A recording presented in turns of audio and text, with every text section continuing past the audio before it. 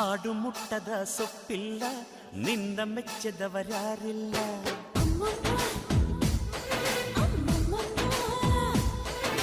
ಜೇನಿಗಿಂತ ಸಿಹಿ ಬೇರಿಲ್ಲ ನಿನ್ನ ಮುದ್ದಿಗಿಂತ ಸಿಹಿ ಬೇಕಿಲ್ಲ